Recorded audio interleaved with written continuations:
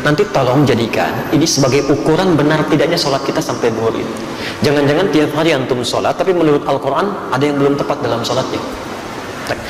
Dua, orang yang sholatnya benar, dijamin langsung oleh Al-Quran akan dijadikan orang yang baik dalam kehidupan. Singkatnya, orang sholat pasti jadi orang baik, sifat dan sikapnya baik. Dalilnya di Quran surah ke-29 Al-Ankabut ayat 45. Perhatikan kalimatnya, kita hafal insyaallah. Innas salata tanha 'anil fahsya'i wal munkar. Sekarang perhatikan cara menerjemahkan dengan baik. Innas salat, sungguh salat yang dikerjakan dengan benar itu.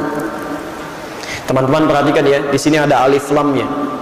Beda antara kalimat menggunakan alif lam ma'rifah dengan yang tidak menggunakan alif lam nakirah. Kalau tidak pakai alif lam itu umum bentuknya, bebas, tidak ada aturan spesifik.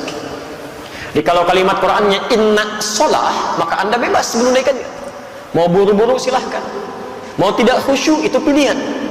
Tapi kalau kalimatnya menggunakan alif lam inna sholah, maka itu ma'rifah khusus, ada aturannya, ada ketentuannya, nggak bisa sembarangan ya, nggak bisa.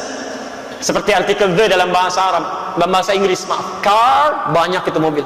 The car yang itu, bukan yang lain. Dan semua kalimat salat dalam Al-Quran yang bermakna ibadah, itu semuanya menggunakan alif lam. Silahkan cek. Kalimat salat pertama Al-Baqarah ayat 3, posisi paling kiri pertengahan. Alladzina yu'minuna bil ghaib wa yuqimunas shalah. Al-Baqarah 43, wa aqimus shalah. 45, wasta'inu bis sabri was shalah. Selalu ada alif lamnya. Artinya cuman kalimat alif lam ini saja maknanya dalam sekali. Tunaikan sholat sesuai aturan, ada ketentuannya. Sahabat Nabi hidup di zaman Nabi, sholat di samping Nabi, di masjid Nabi. Kemudian ketika sholat keluar dari aturan, belum maksimal belajarnya, kata Nabi ulangi sholatnya. Di sahabat saja diminta diulang, apalagi yang bukan sahabat, jauh dari Nabi, bukan tetangga Nabi, hidup bukan di zaman Nabi, sholatnya bukan di masjid Nabi, merasa aman dengan sholatnya, itu mustahil. Nah sekarang kalau anda benar menunaikan salatnya, lihat kalimatnya, maka salat yang dikerjakan itu tanha 'anil fahsya'i wal munkar. Dia akan mencegah pelakunya dari dua sumber keburukan. Mohon maaf kalau ada orang buruk, itu sebabnya cuma dua. Orang yang sifat dan sikapnya buruk cuma dua sumbernya, tidak ada yang ketiga. Satu, fahsya, keburukan yang bersumber dari syahwat ya, kata-kata jorok, kotor, pornografi, porno aksi, itu fahsyah. Jadi mustahil kalau ada orang sholat, maaf, lisannya masih bisa berkata-kata kotor, itu mustahil. Kalau ada orang tidak sholat, kata-katanya kotor, dia nggak sholat. Yang aneh itu orang sholat, kata-katanya masih kotor, itu yang keliru, pasti ada yang salah dalam sholatnya. Orang sholat, pandangannya masih tidak teratur, semua dilihat, pasti ada yang salah itu. Mungkar, keburukan yang diingkari oleh hati, sumbernya nafsu perut dan akal. Mencuri itu mungkar, korupsi itu mungkar, berselisih itu mungkar, merampok mungkar, membunuh itu mungkar, tingkat kemungkaran paling tinggi, yang balasannya neraka jahanam itu. Apalagi membunuh orang-orang beriman itu ya, itu jelas kalimatnya langsung. Ya, Quran surah ke-4 An-Nisa ayat 93, posisi paling kanan di pertengahan. Hati-hati. Ya. Hati-hati, wa may yaqtul mu'minan muta'ammidan. Siapa yang sengaja merencanakan pembunuhan terhadap seorang beriman, satu saja nyawa orang beriman tumpah, fajaza'uhu jahannam, maka tempatnya di neraka jahanam orang itu. Wa ghadiballahu alaihi, Allah murka pada orang itu. Wa la'anahu, dan dilaknat oleh Allah. Wa 'adda lahu 'adzaban 'azima, dan disediakan siksa yang berlipat. Bahkan orang-orang semacam ini, maaf, pernah dengar masuk surga tanpa hisab? Nah, orang-orang semacam ini masuk neraka tanpa hisab. Ada di Quran surah 18 ayat 100 sampai 101, posisi paling kiri di pertengahan di atas. Hati-hati. Wa aradna jahannama yaumal qiyamah, wa aradna jahannama yauma idzin lil kafirina arda. Pada hari kiamat nanti kami akan tampilkan neraka jahanam sejelas-jelasnya pada orang ingkar, sejelas-jelasnya. Kalau dalam bahasa kita itu kan ada orang sibuk nanti memikirkan kitabnya, ada yang terima tangan kanan, ada yang di belakang punggungnya. Tiba-tiba ada orang-orang yang Allahu Akbar, kita di mana ya? Kita di mana nanti kitabnya? Allah sampaikan, wa aradna jahannama yauma idzinil kafirina arba. Kamu enggak usah banyak mikir ya, tempat kamu di sini neraka jahanam. Nanti langsung masuk aja ke situ. Dan bukan cuma kafirin saja, karena ayat 101-nya menunjukkan orang-orang yang diberikan penglihatan gak mau lihat dia, diberikan pendengaran gak mau mendengar yang baik-baik. Alladzina kanat a'yunuhum fi ghita'in 'an dzikri wa kanu la yastati'una as-sam'a. Bahkan di antara mereka ada orang yang munafik, tahu ayat-ayat Allah tapi diingkari isinya dan melakukan maksiat dengan paham ayat-ayatnya. Itu masuk neraka duluan dibandingkan orang kafir. Quran surah keempat ayat 140, posisi paling kiri sebelah bawah di pojok. Hati-hati. وَقَدْ نَزَّلَ عَلَيْكُمْ فِي الْكِتَابِ أَنْ إِذَا سَمِعْتُمْ آيَاتِ اللَّهِ يُكْفَرُ بِهَا وَيُسْتَهْزَأُ بِهَا فَلَا تَقْعُدُوا مَعَهُمْ حَتَّى يَخُوضُوا فِي حَدِيثٍ غَيْرِهِ إِنَّكُمْ إِذًا مِثْلُهُمْ. Ujungnya, إِنَّ اللَّهَ جَامِعُ الْمُنَافِقِينَ وَالْكَافِرِينَ فِي جَهَنَّمَ جَمِيعًا. Allah akan angkat, ambil orang munafik duluan masuk ke dalam neraka Jahannam, baru orang kafir. Ya. Maka saya terus terang sampai tadi pagi saya sampaikan, sulit bagi saya untuk menerima. Jangankan pakai akal, ke telinga aja nggak masuk. Ada orang mengatakan ingin memerangi teroris di Aleppo sana, tapi yang ditembak anak-anak kecil, yang dibom bayi-bayi, gitu kan? Ada perempuan-perempuan yang direnggut kehormatannya, ada orang tua yang dilecehkan kehidupannya, taruhannya dengan nyawanya, gitu. Antum masih enak sekarang, sholatnya nyaman di masjid. Orang-orang sana jangankan masjidnya, mau keluar saja nyawa taruhannya. Ya, tapi yang ditembak itu anak-anak kecil, yang bahkan Nabi pun melarangnya. Bagaimana Anda bisa mengatakan memerangi sesuatu karena jihad, tapi yang dihancurkan itu adalah sesuatu yang dilarang Nabi? Ada yang salah di situ. Kalau orang paham sampai dengan ayat ini saja, mustahil dia bisa melukai saudaranya. Demi Allah saya katakan mustahil, mustahil. Termasuk di kita. Ya, jadi nggak bisa. Ini masjidnya Al Jihad. Ya. Wah, ini sekarang ada banyak dikumandangkan jihad, tapi dengan cara yang tidak benar, gitu ya. Allahu a'lam. Kalau benar mempraktekkan, kita luruskan ya cara yang dilakukan. Tapi kalau ada isu-isu yang ditampilkan, kita pun benarkan caranya. Jihad itu bukan tembak orang, bukan lukai orang. Jihad itu membela izzah Islam saat memang keadaannya terancam, untuk dibela dan ditegakkan. Itu jihad namanya. Ya. Antum diambil mobilnya, antum pertahankan. Masa mau diambil imannya diam saja? Haji jihad itu di situ. Kalau ada yang melukai, kita pertahankan. Ada yang mempersoalkan, kita pertahankan. Dan kalau orang mempersoalkan dengan ilmu, kita balas dengan ilmu. Jihad pengetahuan. Kalau melukai fisik, kita pertahankan dengan fisik. Saya pernah di Lampung ditanya itu, Ustaz, apakah bom di Jalan Tamrin termasuk jihad fisabilillah? Saya bilang, Pak, setahu saya jihad fisabilillah itu jihad di jalan Allah, bukan di Jalan Tamrin. Ada kaidah di situ, nggak bisa. Sekarang kan cukup rame gitu ya, muncul ini, muncul itu. Kemarin ada bom Panji, ya luar biasa. Lakunya ibu-ibu, konon kabarnya demikian. Tapi memang luar biasa itu tuh. Amerika punya bom 7,2 ton, radiusnya 150 meter. Rusia punya bom 8,2 ton, daya jangkaunya 300 meter. Bom Panji 3 kilo, 300 meter gitu. Ini siapa orang ini? Ya, orang mana sebetulnya gitu kan? Kalau salah, itu pemahamannya harus diluruskan, tuh kan? Kalau isu-isu berkembang, ya kita doakan supaya lebih baik lagi ya. Baik, hati-hati itu penguasa panci ibu-ibu sekarang ya. Untuk punya masalah di rumah itu baru panci, belum kulkas tuh, mesin cuci yang lain. Kembalikan. Jadi orang kalau benar sholatnya itu pasti ada orang baik. Baik pasti. Ya, tidak repot kehidupan tuh, tenang gitu. Jadi kalau sampai hari ini kita sholat tapi lisan kita masih kotor, pandangan salah, perbuatan buruk, ada yang salah dalam sholatnya. Saya nggak tahu kalau di jihad ya. Beberapa tempat mau ke masjid saja mau sholat masih takut kehilangan sandalnya. Padahal mau sholat gitu kan. Pasti ada yang keliru. 3, ukur diri kita dan dia. Yang ketiga, orang yang benar sholatnya kata Al-Quran. Sholat yang dikerjakan pasti berdampak pada ketenangan jiwanya. Tenang. Quran surah ke-20 Taha ayat ke-14. Wa aqimis salata li dzikri. Tunaikan salat sebagai zikir kepadaku, kata Allah. Ya. Zikir itu banyak di Quran. Banyak. Ba'da salat kita zikir. Sunnahnya zikir ada di Quran surah ke-4 ayat 103, posisi paling kanan sebelah atas. Fa idza qadaytumus salata fadhkurullaha. Maka jika telah tuntas Anda tunaikan salat, segera zikir kepada Allah. Ada kalimat diajarkan oleh Rasulullah SAW. Baca Al-Quran itu zikir, karena Al-Quran sendiri disebut dengan zikir. Quran surah 15 ayat 9, posisi paling kanan di pertengahan. Inna nahnu nazzalna dzikra wa inna lahu lahafizun. Kami telah turunkan Al-Quran sebagai zikir. Jadi kalau antum sedang baca Al-Quran, itu sedang berzikir. Penghafal Quran juga sedang berzikir. Bahkan 4 kali disebutkan dalam satu surah saja, surah ke-54 Al-Qamar ayat 17. ayat 22, ayat 32, ayat ke-40. Walaqad yassarnal Qur'ana lidzikri fahal min mudzakir. Sungguh kami telah mudahkan Al-Qur'an untuk digunakan sebagai zikir. Hafalannya disebut dengan zikir. Tapi apa fungsi zikir ini? Di tafsir Quran surah 13 Ar-Ra'd ayat ke-28. Ala bi dzikrillahi tatma'innul qulub. Yakinkan pada jiwamu, pada dirimu, kalau zikirmu benar kepada Allah, dampaknya ke hati pasti tenang. Ini rumus di Quran. Antum kalau sedang kurang tenang, zikir. Di kantor sedang tidak tenang, di rumah tangga, wudu, ambil wudu, buka mushaf, baca Quran. Solusi belum datang, tapi minimal hati Anda tenang. Tenang. Hafalkan Quran. Dan puncaknya sholat. Kenapa sholat disebut puncak zikir? Karena sholat itu bisa menghimpun semua jenis zikir. Bukankah dalam sholat ada subhanallah, alhamdulillah, Allahu akbar, ada bacaan Al-Quran, ada hafalan Al-Quran, ada doa, ada istighfar. Jadi kalau semua bentuk sholat ini menghimpun semua jenis zikir, belum mampu membuat antum tenang, antum butuh apa lagi supaya hatinya tenang?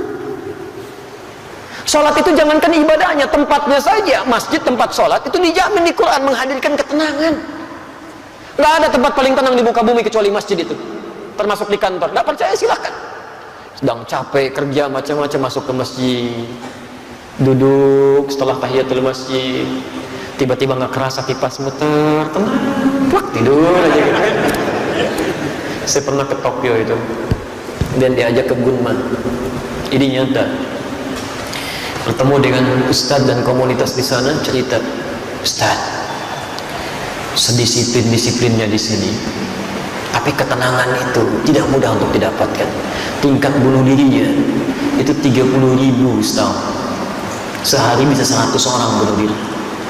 Dan kami pernah dibawa ke daerah Fuji yang setiap hari akan ditemukan 4-5 mayat di situ. Makanya kata Profesor Kato, sehebat-hebatnya orang Jepang yang disiplin masih kalah sama orang Muslim. Bukan orang Indonesia, orang Muslim.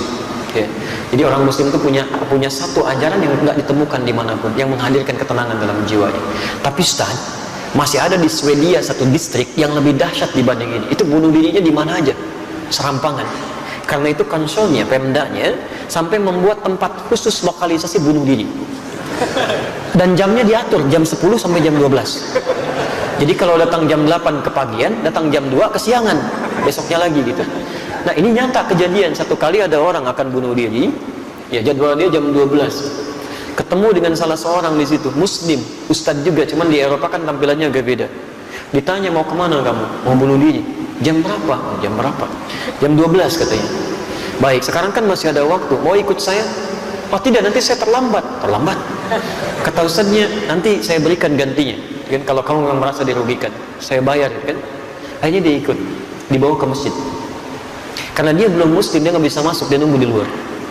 Ternyata mendengarkan tausiah, ada mendengarkan bacaan Quran, Allahu Akbar. Tadi saking tenangnya duduk, ngantuk, plak tidur. Dilihat begitu pulasnya sampai lewat dari jam bunuh dirinya. Betul, jam 1, jam 2, ini nyata. Ketika sudah semakin pulas, ini tidak tega membangunkan karena kelihatan enak sekali. Begitu bangun, langsung kemudian disampaikan, saya mohon maaf tidak bangunkan. Kamu merasa nikmat sekali. Kamu sudah lewat jam bunuh dirinya. Saya ingin tanya apa yang harus saya ganti. Ternyata jawabannya cukup mengejutkan. Ini tempat apa? Masjid. Apa keutamanya? Dijelaskan. Saya tidak ingin jadi bunuh diri. Tidak jadi bunuh diri. Saya itu ingin bunuh diri karena 3 hari berturut-turut tidak bisa tidur sampai hari ini. Entah kenapa tiba di sini tiba-tiba bisa tidur. Jadi orang nggak sholat aja dekat masjid jadi tenang, apalagi yang sholat. Kalau antum sudah masuk masjid, sudah sholat nggak bisa tenang juga, antum perlu apa lagi? Orang itu akhirnya masuk Islam. Peristiwa itu jadi viral kemudian di media sosial, menyebar dengan kuat sampai-sampai dipanggil oleh pemdanya, kalau kita bupatinya. Akhirnya apa yang terjadi? Di tempat lokalisasi bunuh diri tadi, di sampingnya dibuatkan tempat untuk ustadz tadi, dan ada tulisan, bagi yang ingin bunuh diri konsultasi dulu ke sini. Itu nyata gitu. Jadi kita punya teorinya, kenapa nggak kita maksimalkan? Kalau tiap hari Anda belum tenang, nggak nyaman hati, yang paling aneh itu pada urusan orang lain, Anda yang jadi nggak tenang. Yang punya masalah orang lain, kenapa Anda yang ribut dalam statusnya? Berselisih satu dengan yang lainnya. Kadang-kadang urusan yang sudah jelas masih Anda pikirin juga, itu keterlaluan. Dalam agama itu kita punya konsep, sesuatu yang sudah jelas diatur oleh Allah, nggak usah banyak dipikirin. Memang sudah begitu dipikirin pun nggak akan berubah. Mendung itu bukan urusan kita. Itu Allah yang mengatur. Mendung itu tanda hujan. Kalau sudah mendung ya siap-siap aja. Payung dikeluarkan. Itu yang dituntut ikhtiarnya, bukan dipikirkan. Duh, mendung. Kalau mendung hujan turun. Banjir. Paling macet. Ustadznya paling nggak datang, nggak jadi acaranya. Ustadznya udah nunggu duluan. Jadi nggak pas situasinya. 4. Orang yang sholatnya benar. Ini yang paling dahsyat. Dijamin langsung oleh Al-Quran akan dimudahkan segala urusan hidupnya, bahkan rizkinya pun didatangkan dari sisi yang tidak dia duga. Allahu Akbar.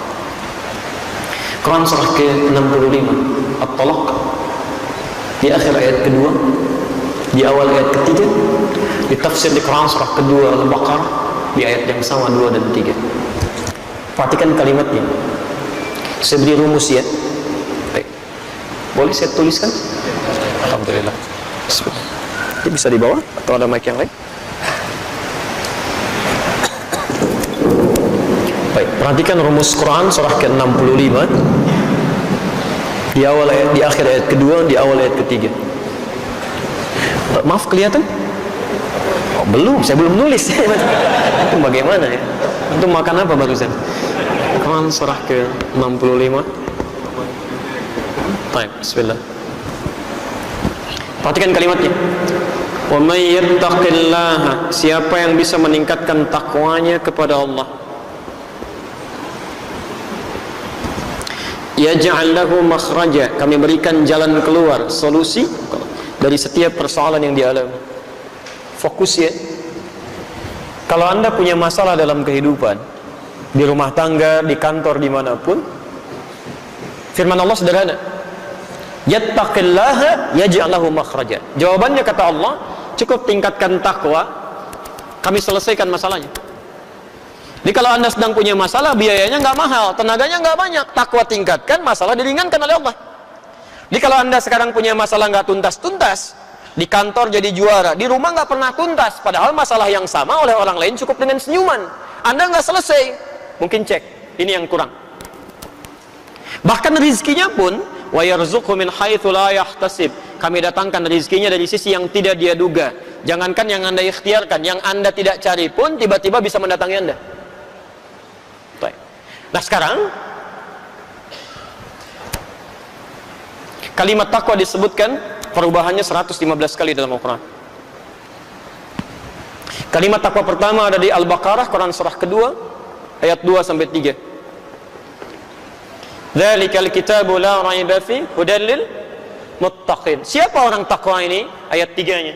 Alladzina yu'minuna bil ghaib wa yuqimunas shalah, menyempurnakan salat.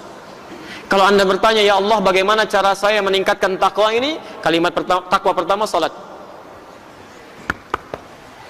Jadi kalau salat kita meningkat dengan baik, masalah kita tuntas, selesai. Ya. Salat. Jadi kalau sampai hari ini masalah tidak pernah tuntas, tapi kita salat, yang jadi masalah di kalimat yuqimun, barangkali belum sempurna cara salatnya, belum sempurna.